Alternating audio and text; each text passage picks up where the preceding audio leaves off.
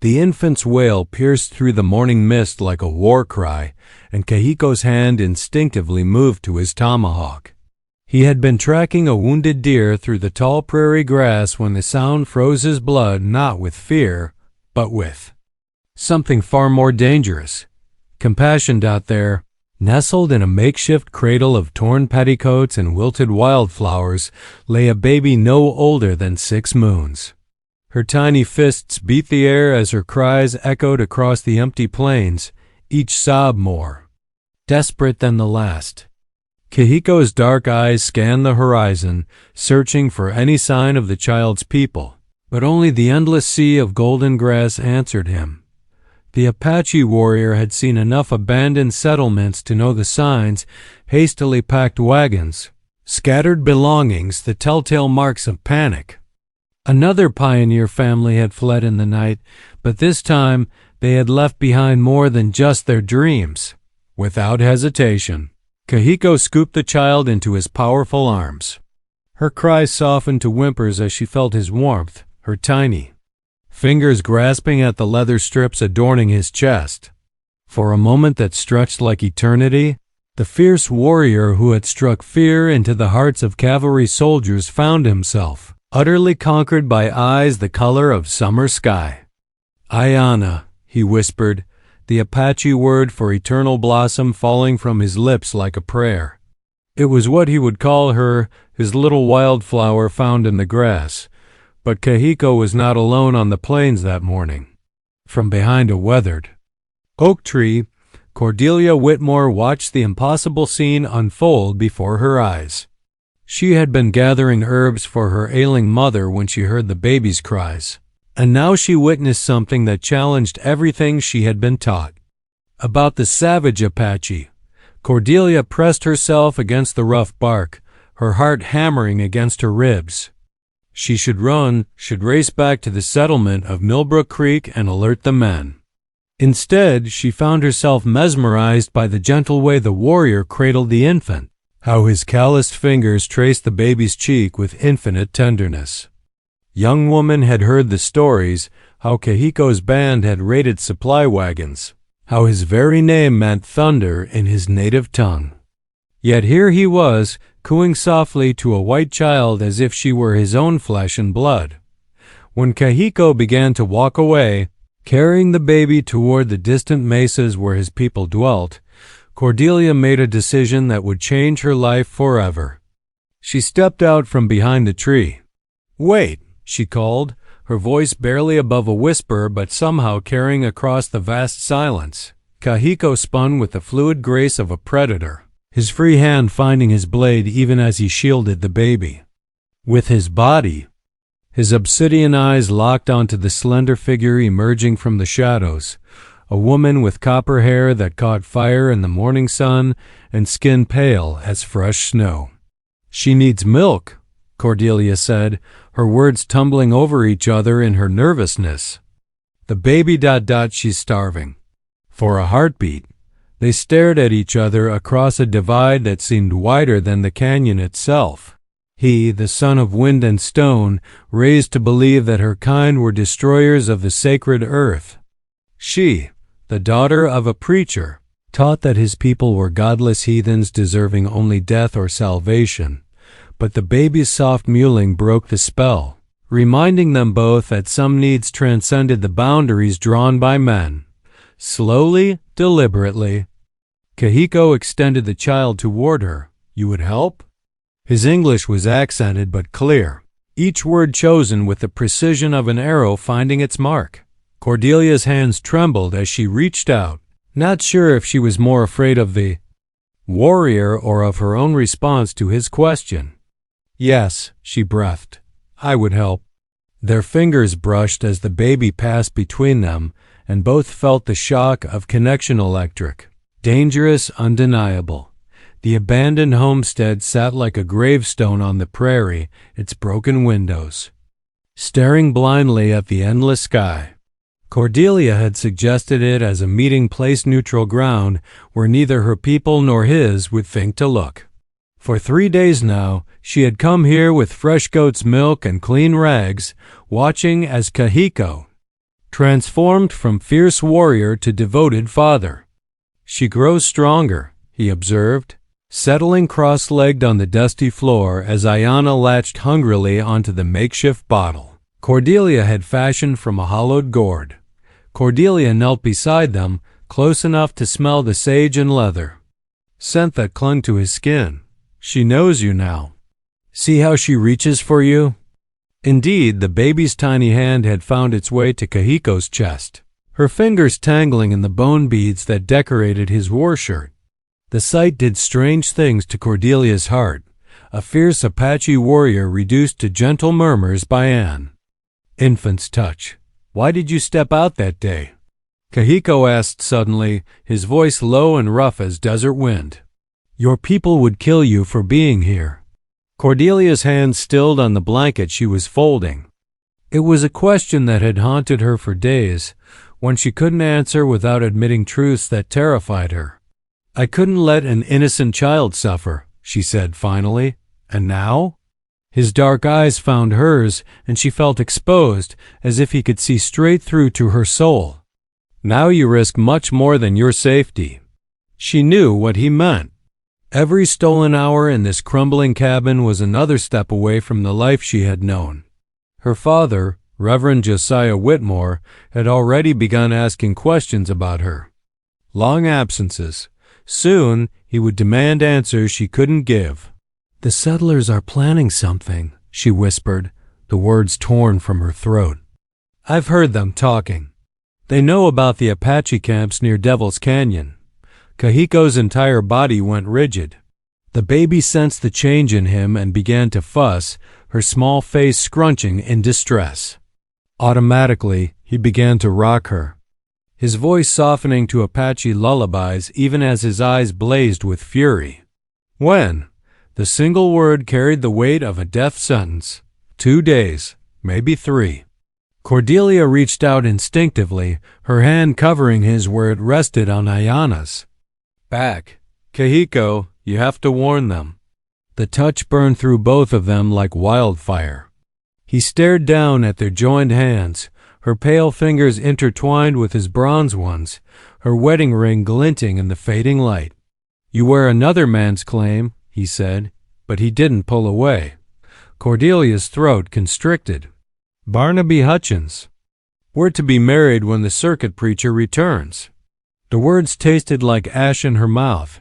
And yet you are here. And yet I am here, she echoed, her voice barely audible.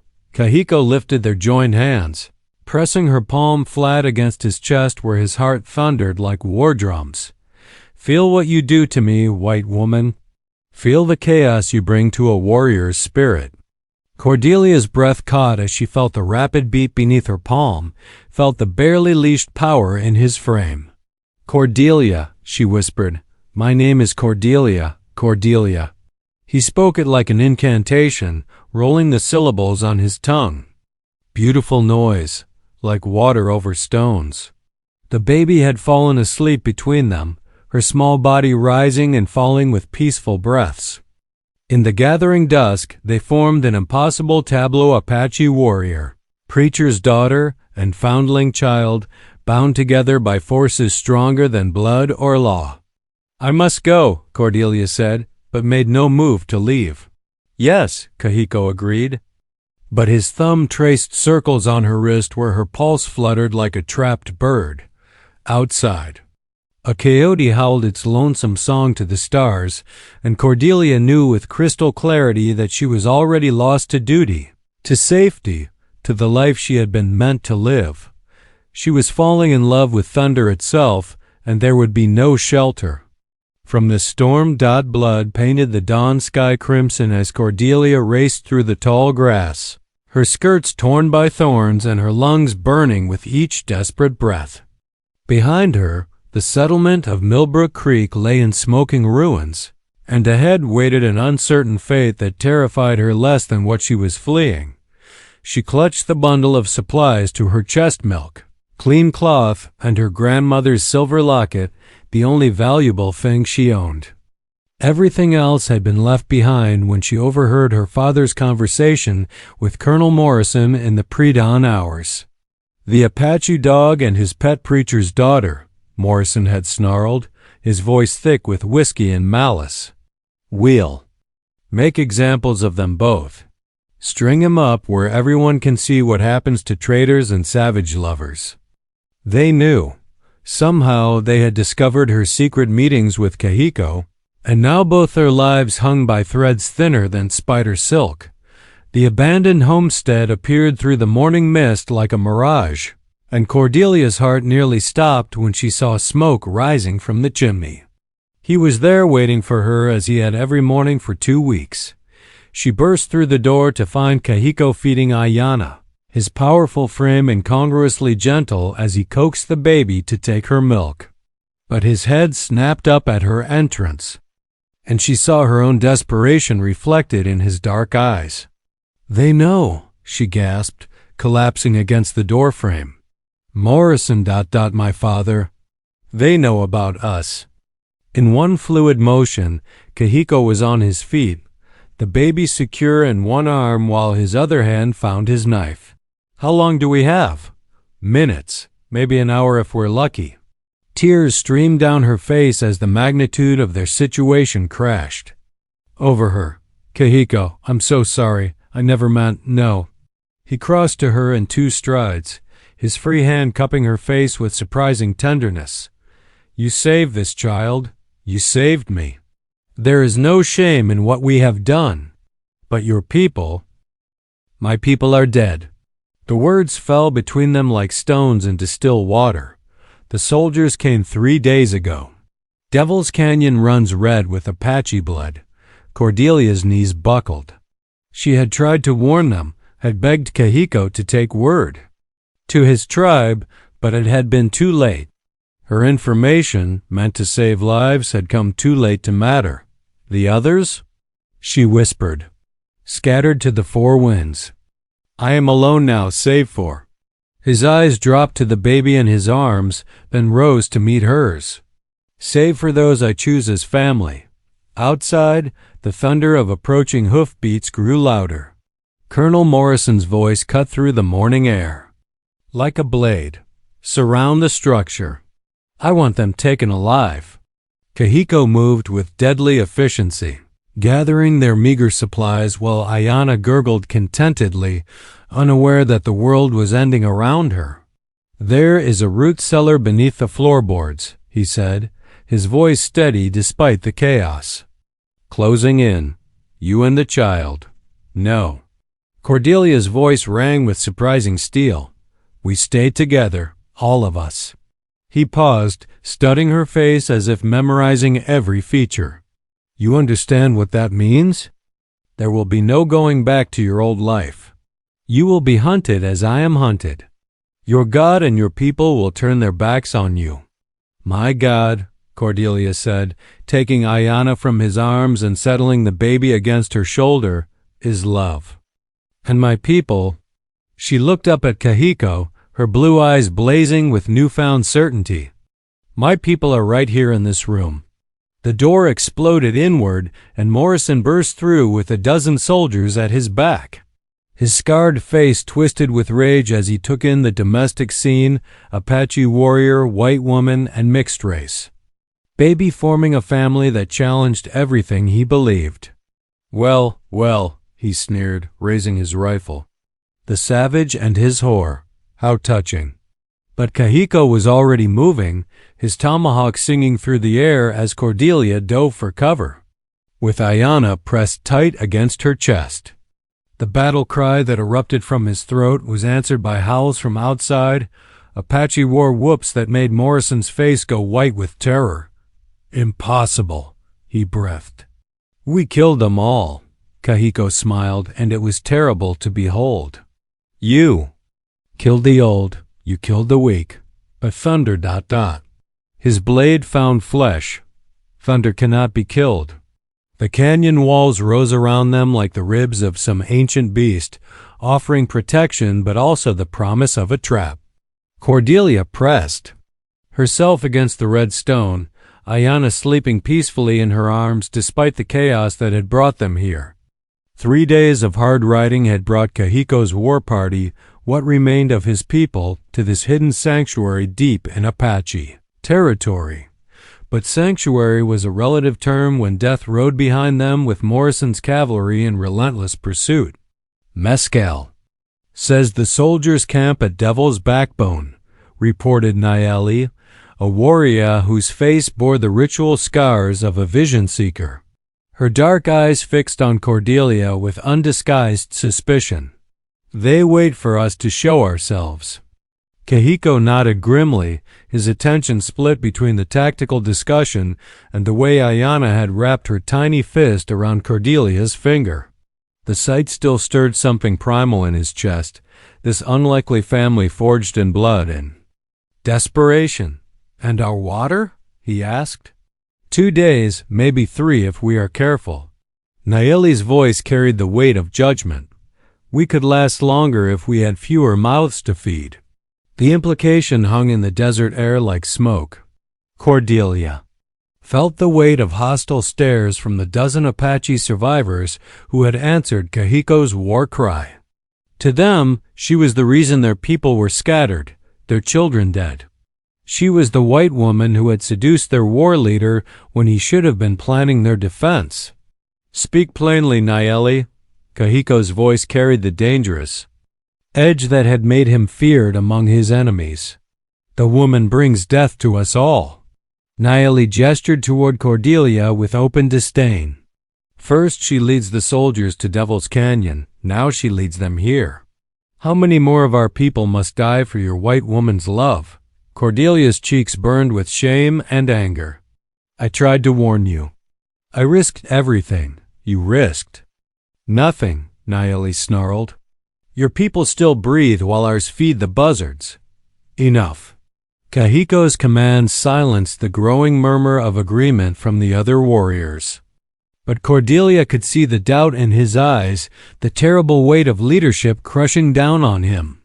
How many times had he second-guessed the choices that brought them here? That night, as the war party slept in the deeper recesses of the canyon, Cordelia slipped away from the small fire with Ayana in her arms. She had made her decision during the long hours of hostile silence, and now she would act before dawn brought fresh pursuit. She didn't get far before Kahiko materialized from the shadows like smoke given form. "Running again?" His voice held no judgment, only weary understanding. "They're right," Cordelia whispered, settling on a flat boulder where starlight painted silver patterns on the stone. "I am death to your people. Every moment I stay, every moment you stay, you make me more than I was." Kahiko sat beside her, careful not to wake the baby. "Before you, I was only thunder and rage. You showed me what it means to protect something precious." Ayana stirred in her arms, making soft sleeping sounds that tugged at both their hearts. The child had no understanding of the forces arrayed against her, the prejudice that would mark her as neither white nor Apache, belonging fully to neither world. "What kind of life can we give her?" Cordelia asked. "Always running, always hiding." "A life," Kahiko said simply, "which is more than Morrison would offer." A coyote called somewhere in the darkness, its voice lonely and wild. Cordelia thought of her father, probably praying for her soul at this very moment. She thought of Barnaby Hutchins, no doubt already courting some other preacher's daughter. She thought of the life she had abandoned safe, predictable, empty. "Nayeli is planning to leave," Kahiko said quietly. "She will take the others south, to Mexico. There are Apache bands there who will accept them." "And us?" Kahiko's hand found hers in the darkness. "We make our own path, the 3 of us." Above them, a shooting star traced its brief, brilliant arc across the sky. Cordelia made a wish on dying light, not for safety or forgiveness, but for the strength to face whatever came next. In her arms, Ayana opened her eyes and smiled, as if she too had seen the star and understood that some lights burn brightest. In the darkness, the trading post at Skeleton Wells squatted in the desert like a weathered skull, its adobe walls scarred by sandstorms and bullet holes. It was neutral ground of sorts, a place where Apache, Mexican, and white traders met to exchange goods and information, bound by the unspoken law that violence here meant death for all involved. Cordelia pulled her rebozo closer around her face as she followed Kahiko through the crowded interior. 6 months of desert life had transformed her from a pale preacher's daughter into something harder, more elemental. Her skin was bronzed by sun and wind, her hands calloused from making camp and tending to Ayana's endless needs. The baby rode easily on her hip now, chattering in a mixture of English and Apache words that delighted the traders and made their unusual family marginally more acceptable. To most eyes, they appeared to be exactly what they claimed: a Mexican woman, her Apache husband, and their mixed-blood child, traveling south to find work on the great ranches of Sonora. It was a fiction that might have worked if not for the king. Wanted posters that decorated every wall. Kahiko of the Mescalero, read the largest one, printed in bold letters beneath a surprisingly accurate sketch. Known associate of hostile Apache bands. Reward, $500 dead or alive. Below it, in smaller print, white woman Cordelia Whitmore, wanted for treason and consorting with enemy forces. Reward, $200 alive only. Even Ayana had earned her place on the wall, half-breed child, approximately 1 year old. Property of the United States Army for questioning regarding Apache depredations. Property. The word made Cordelia's stomach clench with rage and fear. Señor Vasquez. Kahiko approached the trading post owner with the careful respect of a man walking on thin ice. We need supplies for the journey south. Diego Vasquez was a cautious man who had survived 20 years on the border by never taking sides and always keeping his ears open. His weathered face revealed nothing as he studied the small family before him. Supplies are expensive these days, he said carefully. Soldiers asking many questions, making life difficult for honest traders. We have silver, Cordelia said, speaking in the fluent Spanish she had learned during their months in the desert, and we ask no questions of our own. Vasquez nodded slowly. It was the eternal dance of the frontier: mutual blindness in exchange for mutual benefit. Perhaps we can do business. But first, he gestured toward a corner where an ancient Apache woman sat weaving baskets. My grandmother would like to meet the child. The old woman's eyes were clouded with cataracts, but her hands were steady as she reached for Ayana. The baby went to her willingly, babbling in Apache as gnarled fingers traced her features with infinite gentleness. Ayana, the grandmother murmured, eternal blossom. A good name for one caught between two worlds. You know who we are, Kahiko said quietly. I know who you were, she corrected. Who you are now is your choice to make. Her blind eyes seemed to find Cordelia across the dim room. Love makes us all refugees, child. The question is whether we let it make us wise. That evening, as they camped in the ruins of an old mission, Cordelia reflected on the old woman's words. Ayana slept peacefully between them, her small form a bridge across the gulf that should have separated Apache warrior from preacher's daughter. She's walking now, Cordelia observed, watching their daughter, for that's what Ayana had become, take tentative steps between two desert shrubs. Soon she will run, Kahiko replied, fast as the wind across the sacred mountains. Will she be safe there, in Sonora? Kahiko was quiet for a long moment. Safety is an illusion, beloved, but freedom ... He touched Ayana's cheek as she returned to their small fire. Freedom is a choice we make each day. As if summoned by their conversation, Ayana looked up at both of them and spoke her first complete sentence. Mama, Papa, home. Simple words that contained multitudes. Home wasn't a place for them. It was this moment, this impossible love that had survived persecution, war, and exile.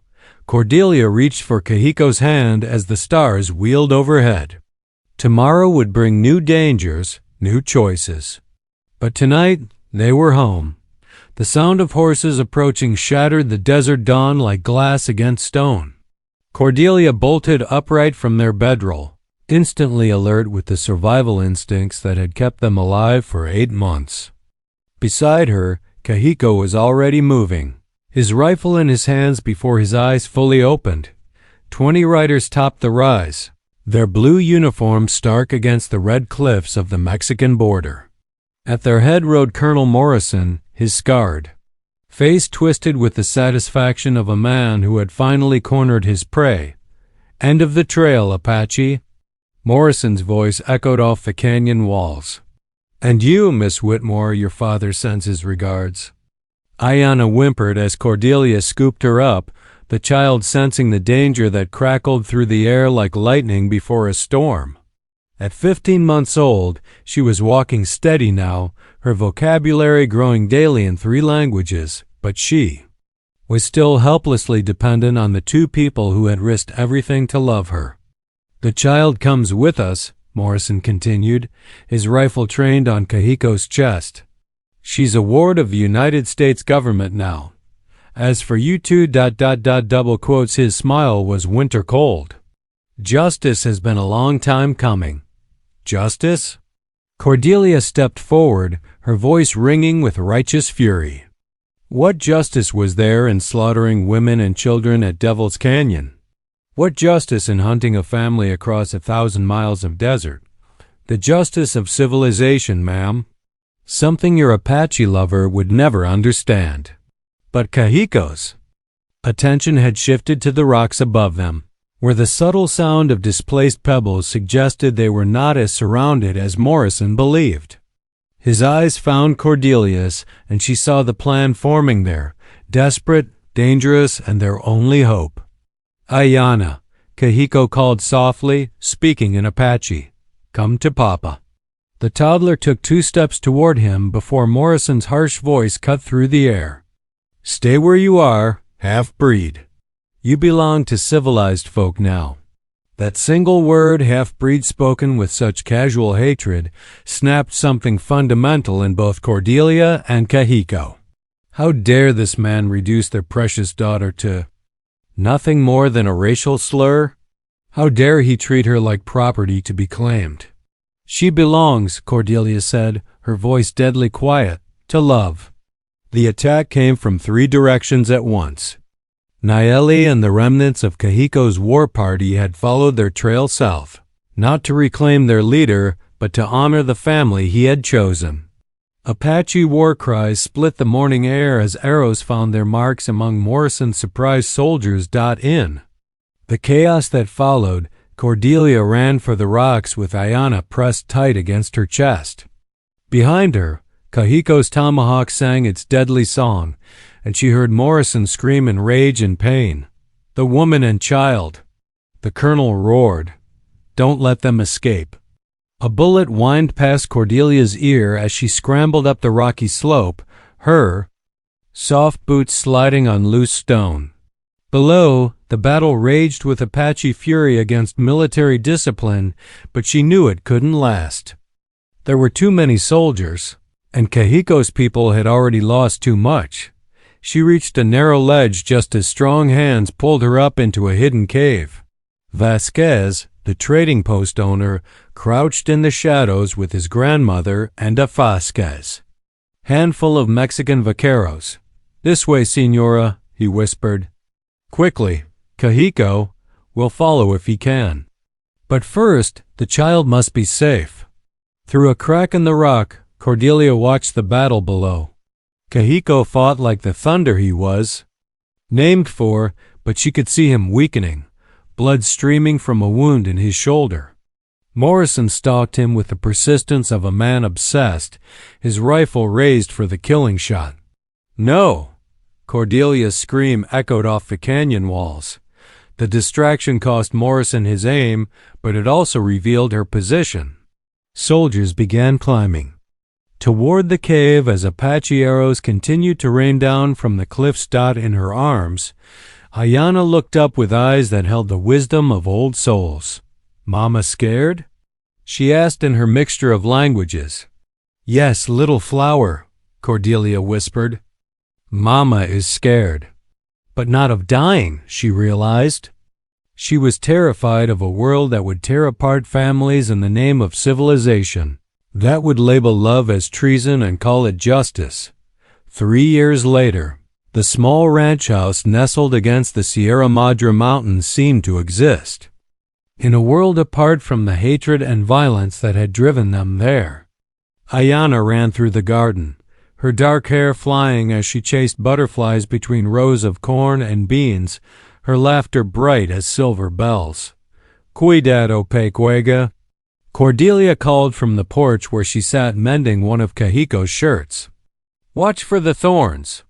The child had grown tall and strong in the Mexican highlands, speaking Spanish with the local children, Apache with her father, and English with her mother.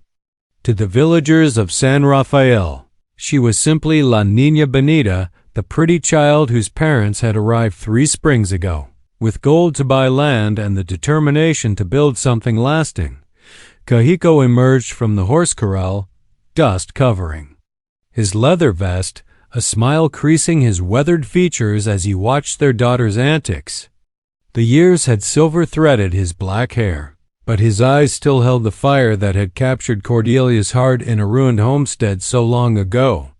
"The mares are ready to foal," he reported, settling beside his wife on the wooden steps they had built together.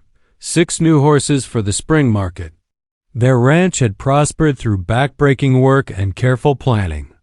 Kahiko's skill with horses was legendary throughout Sonora, while Cordelia had discovered a talent for healing that made her welcome in every village for 50 miles. They were no longer the desperate fugitives who had fled across the border. They were Don Carlos and Dona Luz, respected members of their adopted community. "Papa!"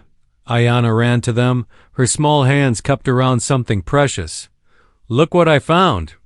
She opened her palms to reveal a butterfly, its wings iridescent blue-green in the afternoon sun. It sat calmly in her hands as if it understood the gentle nature of its captor. "Beautiful," Kahiko murmured, his voice soft with wonder. "Like her mother." The butterfly took flight, dancing away toward the mountains, and Ayana clapped her hands in delight before racing off to find new adventures. "Do you ever wonder what became of them?" Cordelia asked quietly. "Morrison and the others?" Kahiko was quiet for a moment, his eyes following their daughter's figure as she explored the edges of their property. "Nayeli sends word sometimes. Morrison died 2 winters ago, kicked by his own horse. The others ... he shrugged. "The desert remembers everything and forgives nothing." A rider approached from the valley, dust trailing behind his horse like a question mark against the sky. Visitors were rare this far into the mountains, and both Cordelia and Kahiko tensed until they recognized the familiar figure of Padre Miguel from the village church. "My friends," the elderly priest called as he dismounted, "I bring news from the north." They gathered around their kitchen table as the priest accepted a cup of cool water and gathered his thoughts. "The government has issued new proclamations," he said carefully. "Amnesty for those who fought in the Apache wars, provided they register with the authorities." "Amnesty," Cordelia repeated, the word strange on her tongue. "You could return," Padre Miguel continued. "Resume your old lives, your true names. The child could grow up as an American citizen." Ayana burst through the door at that moment, her face flushed with excitement. "Mama, Papa, come see. The butterfly brought friends." Sure enough, the garden was alive with dozens of butterflies monarchs preparing for their great migration south. They covered the flowers like living jewels, their wings catching the light. As they fed, Cordelia and Kahiko exchanged a look that held 4 years of shared trials, shared love, shared dreams made manifest in adobe walls and growing corn. "Padre," Cordelia said finally, her hand finding Kahiko's across the worn wooden table. This is our true life. These are our true names. And our daughter—" She looked toward the garden where Ayana danced among the butterflies. "Our daughter is already home." That evening, as the family sat on their porch watching the stars emerge above the peaceful valley, Ayana curled between her parents and asked, "Tell me again about the day you found me." And Kehiko began the story as he always did. "Once upon a time, your cry led two hearts to love, ... The eternal blossom had indeed found her home, rooted in love deeper than blood, stronger than law, more enduring than the hatred that had tried to tear them apart.